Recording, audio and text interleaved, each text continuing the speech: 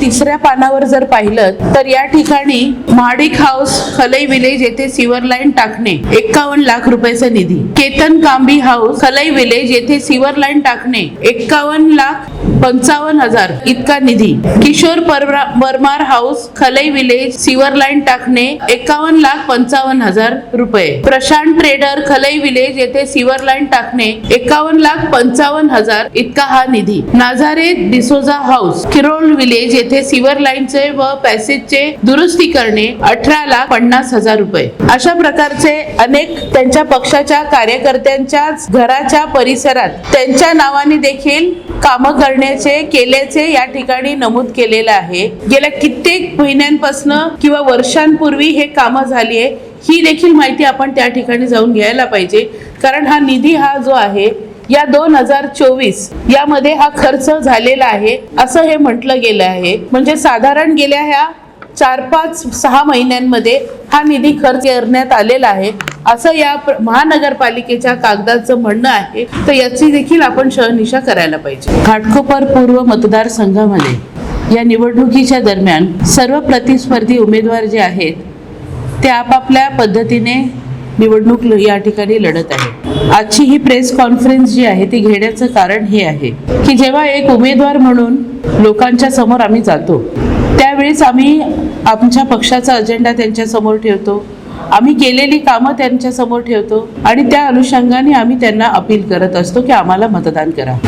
या मतदारसंघातील जे आमदार होते तेच आज या मतदारसंघात परत एकदा निवडणूक लढत आहेत आणि ही निवडणूक लढत असताना विविध प्रकारचे आरोप जे आहेत ते माझ्यावर करण्याचं काम करतायत. त्याचं कारण हे आहे की कुठेतरी त्यांच्या लक्षात आलेलं आहे की या मतदारसंघातल्या लोकांनी त्यांना नाकारलं आहे आणि त्या कारणास्तव आज बेताल वक्तव्य ते करत आहेत, बेजबाबदारपणे ते त्या ठिकाणी आरोप करत आहेत. हे अशा सगळ्या गोष्टींना या मतदारसंघातले मतदार जे आहेत ते बिलकुल भीक घालणार नाही हे या ठिकाणी मी आपल्याला सांगू इच्छिते.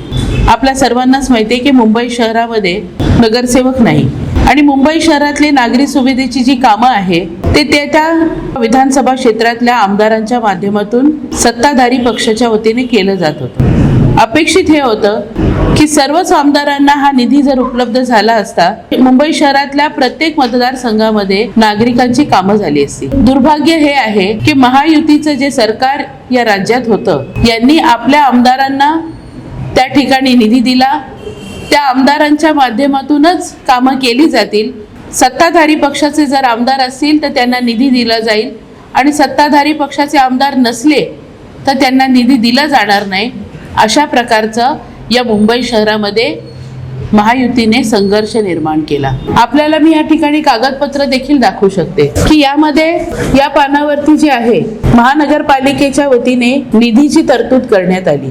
या ठिकाणी पालकमंत्री त्यावेळेस जे होते त्यांनी त्या कामांच्या त्या निधीसाठी शिफारस देखील केलेली आहे आणि ही या शिफारसीवरती संबंधित खात्याच्या अधिकाऱ्यांनी त्यांचे रिमार्क देऊन मंजुरी दिलेली आहे. आपण जर पाहिलं तर या मतदारसंघातले जे आमदार राहून गेले त्यांनी त्यांच्या कामांची यादी दिली. यामध्ये 108 जवळजवळ ही कामं असतील की ज्याच्यामध्ये 80% कामं ही झालीच नाही.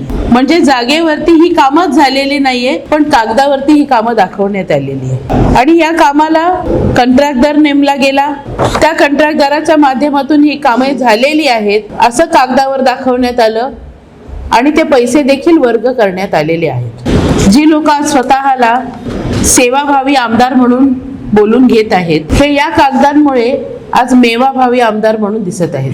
म्हणजे अशा प्रकारे करदात्यांचा पैसा, टॅक्स पेयर्सचा पैसा हे फक्त आणि फक्त स्वतःच्या प्रमोशनसाठी हा निधी कशा पद्धतीने लाटण्याचं काम झालं हे जिवंत उदाहरण या ठिकाणी आपल्याला पाहता येईल. या यादीनुसार काही ठिकाणी आम्ही गेलो की खरंच ही कामं झाली आहेत का आणि त्या ठिकाणी गेल्यानंतर उदाहरणार्थ किरोळ गाव जे आहे इथे असं म्हटलेलं आहे की किरोळ गाव येथील जे हेल्थ पोस्ट आहे, डिस्पेन्सरी आहे, आरोग्य व्यवस्था ज्या ठिकाणी लोकांना मिळते, 2 मजली इमारत म्हणजे ग्राउंड+1 स्ट्रक्चर बनवण्याचं काम त्या ठिकाणी करण्यासाठी तरतूद केली आणि जवळजवळ 80 लाख ते 95 लाखाचा जो निधी आहे त्या ठिकाणी मंजूर करण्यात आला. त्याचप्रमाणे आपण जर पाहिलं तर पंतनगर मधील लक्ष्मीबाग या परिसरामध्ये उद्यानाचं सुशोभीकरण, त्या ठिकाणी मुलांच्यासाठी खेळणी बसवणे अद्ययावत असे जिमचे साहित्य बसवणे, अशा विविध कामांसाठी जवळजवळ 60-70 लाख रुपये मंजूर करण्यात आले. ते देखील त्या ठिकाणी नागरिकांनी मला त्या ठिकाणी बोलवून सांगितलं की अशा प्रकारची कामच या ठिकाणी झालेली नाहीये. मी स्वतः जाऊन त्या ठिकाणी पाहणी केली तर खरंच ती गोष्ट तशीच होती का तिथे ती कामच झालेली नाही. त्या व्यतिरिक्त तिथून पुढे आम्ही सेंट्रोइड सोसायटी या सोसायटीमध्ये गेलो. त्या लोकांनी देखील आम्हाला तिथे बोलवलं होतं. तिथे देखील सेंट्रोइड सोसायटीमध्ये सीसी कॅमेराज बसवण्यासाठी 50 लाख रुपयाचा निधी मंजूर केला. आम्ही त्या सोसायटीच्या नागरिकांना विचारलं की हे 50 लाखांचे सीसी कॅमेरे म्हणून काय बसवले आपल्याकडे, तर त्यांनी तर सांगितलं की या ठिकाणी जे सीसी कॅमेरे बसवलेत हे आम्ही सोसायटीच्या खर्चाने बसवले. आम्ही स्वतः सोसायटीच्या पैशाने हे सीसी कॅमेरे बसवले. कुठल्याही प्रकारचा निधी हा आमदारांच्या माध्यमातून आमच्या सोसायटीत खर्च झाला नाही. तिथून पुढे आम्ही नित्यानंद नगर ह्या परिसरात गेलो. अगदी दाटीवाटीने असणाऱ्या त्या वस्तीमध्ये लोकांना नागरी सुविधांची कामं खूपच अपेक्षित आहे आणि मग ती नागरी सुविधेची कामं कशा पद्धतीने झाली हे पाहणी करण्यासाठी लोकांनी मला त्या ठिकाणी बोलवलं. अगदी देवकाबाई चाळ, वामन मास्तरवाडी, साधू यादव चाळ, राजकमल 6 क्वार्टर चाळ, हाजी मुल्ला चाळ, गौसिया मस्जिद चाळ, वहाब चाळ, जय भारत चाळ, अशा ह्या सगळ्या परिसरामध्ये गटारे, ड्रेनेज लाईन, लादीकरण या सर्व कामांसाठी जवळजवळ 2 कोटी रुपयाचा खर्च त्या ठिकाणी दाखवण्यात आलेला आहे. मी त्या परिसरात जाऊन त्या नागरिकांना भेटले. त्या नागरिकांनी इतका रोष व्यक्त केला सत्ताधारी पक्षांवरती की अशा प्रकारचा निधीच आमच्याकडे खर्च केला आणि गेले कित्येक वर्ष आमच्याकडे कामच झालेली नाहीयेत. सांगण्याचं तात्पर्य हे आहे की इतकी काही जी कामं मंजूर करतात ती कामे जर झालीच नाही आहे, ती अशा पद्धतीने बेजबाबदारपणे जर सत्ताधारी पक्षाचा आमदार या ठिकाणी नागरिकांची गैरसोय करत असेल, नागरिकांची दिशाभूल करत असेल तर मला असं वाटते हे चुकीचं आहे. आणि कोट्यावधी रुपये जे महानगरपालिकेचे टॅक्स पेअर्सचे पैसे जे आहेत हे लाटण्याचं काम या मतदारसंघामध्ये या आमदारांनी केलं होतं. आज जवळजवळ 35 कोटीचा निधी नागरी सुविधेच्या नावाखाली या भ्रष्टाचारी आमदारांनी या ठिकाणी लाटलेले आहेत. हे लोकांच्या समोर आलेलं आहे. आज लोकांनी याच्यावर त्यांची प्रतिक्रिया दिलेली आहे. लोकांचं म्हणणं असं आहे की अशा प्रकारे आमच्यासाठी आणलेला निधी जो आहे जर तो आमच्या मतदारसंघात खर्च होत नसेल तर कुठेतरी ही आमची फसवणूक झालेली आहे असं नागरिकांनी या ठिकाणी व्यक्त झालेली आहे. आज परिसरामध्ये नागरिक मला स्वतः बोलवत आहेत की अशा पद्धतीची कामं आमच्या परिसरात, आमच्या वस्तीत झालेलीच नाहीये. हे खोटं आहे आणि हे पूर्णपणे हे जे पैसे आहे हे लाटण्याचं काम भाजपाच्या आमदारांनी या मतदारसंघात केलेलं आहे. तर मी निश्चितपणे याच्यावरती प्रशासन जे आहे म्हणजे मुंबई महानगरपालिकेचा निधी लाटणाऱ्या लोकांसाठी काहीतरी त्या ठिकाणी कार्यवाही व्हायला पाहिजे. या ठिकाणी प्रशासनाच्या वतीने काय उपाययोजना होणार आहे, कशा पद्धतीने प्रशासन याच्यावरती काम करणार आहे, विजिलन्स काय आहे की नाही आहे, प्रशासनाचे इतके अधिकारी जेव्हा एखाद्या कामाला मान्यता देतात आणि ती कामं खऱ्या अर्थाने झाली की नाही झाली हे न पाहता त्या ठिकाणी जर पैसे वर्ग केलेले असतील तो कुठेतरी प्रशासन पण या गोष्टीला जवाबदार आहे असं मी या ठिकाणी समजते. अब देखिए जैसे प्रशासन का ये महानगरपालिका का निधि था, इसको खर्च किस तरह से किया गया है ये हम देख रहे हैं. ये निधि अगर जो लोगों के काम के लिए अगर खर्च ही नहीं हुआ है तो प्रशासन ने जो इन सब कामों का जो बिल निकाला है, जो प्रशासन ने इन सब कामों का पैसा भी दे दिया है, तो इस तरह से करदाताओं का पैसा जो है ये भ्रष्ट भाजपा पार्टी जो है इन्होंने इस पार्टी का ये एक एजेंडा बना लिया है और यही पैसा जो है वो आज चुनाव में लोगों को खरीदने के लिए वापर रहे हैं. देखिए अभी कई बातें हैं, प्रशासन की ओर से कुछ बातों का खुलासा होना चाहिए. जो एफएसआई की बात है वो इस मतदार संघ के आमदार थे, वो एक बहुत बड़े डेवलपर भी है, तो अभी इन सब बातों को जैसे जिनका जो अनुभव है वो उस पर व्यक्त हो रहे हैं. सोसायटी आहे सोसायटी बिल्डिंगचं काम सुद्धा चालू आहे, त्याच्यावर नाव सुद्धा फंड पास झालं 20 लाख. कामराज नगर हा परिसर जो आहे त्या ठिकाणी अनेक कामं या पुस्तिकेमध्ये आपल्याला पाहायला मिळतील. याच्यामध्ये आपण जर पाहिलं तर काही वस्तींमध्ये जे आहे ती वस्तीच आता त्या ठिकाणी राहिली नाही, म्हणजे डिमॉलिश होऊन SRA मध्ये ती गेलेली आहे. पण आजही त्या जुन्या वस्तीच्या नावाने निधी मंजूर केलेला आहे की मलनिसारण वाहिन्या टाकणं, ढापे टाकणं किंवा लादीकरण करणं, कॉन्क्रिटीकरण करणं, अशा प्रकारचे निधी देखील या ठिकाणी या पेपर्स मध्ये आपल्याला पाहायला मिळतील. भ्रष्ट आमदार मेवा भावी आमदार। ये बिंदु त्रिवेदी ने 2 साल पहले किया हुआ काम है, उनके ही काम को सिर्फ नेम चेंज करके उन्होंने अपना काम बताया है। इसके सामान कुछ ही लगाया नहीं गया, खाली प्लास्टर तोड़ के प्लास्टर बनाया गया और खाली ग्रिल लगा दिया, बाकी कुछ काम नहीं किया है। इस वक्त हम लोग विद्या विहार के किरोल गांव में हैं। नाही, हे जे दवाखाना आहे किरोळगाव म्युनिसिपल दवाखाना, या दवाखान्याच्या संदर्भात तुम्ही माझ्याशी फोनवर बोललात। आपण मला सांगितलं की आमच्या या वस्तीमध्ये हा दवाखाना म्हणजे आमच्या सर्वसामान्यांची ही व्यवस्था आहे आणि त्या ठिकाणी ज्या काही व्यवस्था आरोग्य संदर्भातल्या पाहिजे ते अपुऱ्या आहेत। आता तुम्ही मला हेही सांगितलं की या ठिकाणी 2 मजली इमारत बनवलेलं आहे असं त्या कागदावर लिहिलेलं आहे। कुठे तुम्हीच बघा ना। आज आणि मेन आमचा प्रॉब्लेम आहे टॉयलेटचा। ये देखिए पर्यायी व्यवस्था देखिए,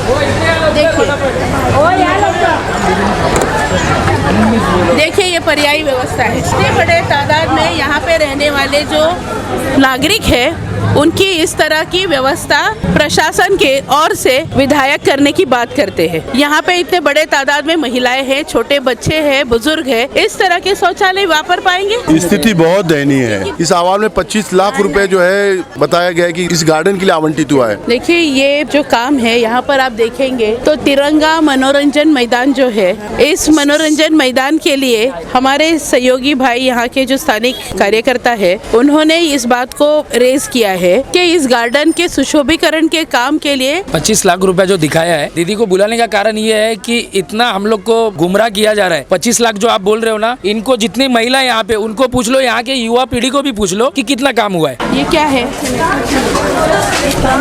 इस तरह का ये स्टॉर्म वाटर ड्रेन जो है इसको कवर करना चाहिए था, कारण का इनकी व्याख्या शायद ये बेंच होगा। दीदी बेंच भी तुटी हुई आहे। आता तुमचा निर्णय, हे मतदान 20 तारखेला आहे, तुमचा निर्णय काय असेल? या विकासाला तुम्ही मत देणार का? जो आमच्या काम करणारी आहे ना, आमची ताई आहे ना, किती वर्षापासून तुम्ही इथे राहता? 2004 पासून मी राहतो। हे अशीच आहे। 20 वर्ष झालं। 20 वर्ष असंच आहे ते। असंच आहे। त्यानंद नगर येथे घाटकोपर पश्चिम येथे गटार व ड्रेनेज लाईन लादीकरण, तर ते देवकाबाई चाळ, वामन मास्टरवाडी, साधू यादव चाळ, राजकमल 6 क्वार्टर चाळ, हाजी मुल्ला चाळ, गौसिया मस्जिद चाळ, वाहब चाळ, जय भारत चाळ, अशा ह्या सगळ्या परिसरामध्ये लादीकरण आणि त्याचप्रमाणे सगळ्या ड्रेनेज लाईनचं काम जे करण्याचं निधी कमीत कमी 2 करोड रुपयाचा निधी या ठिकाणी मंजूर झाला, तर ही कामं झाली आहेत का? नहीं कुछ भी नहीं हुआ इधर। ये बिंदु त्रिवेदी ने 2 साल पहले किया हुआ काम है, उनके ही काम को सिर्फ नेम चेंज करके उन्होंने अपना काम बताया है। इस वक्त हम लक्ष्मी बाग में हैं। आप देखेंगे तो इस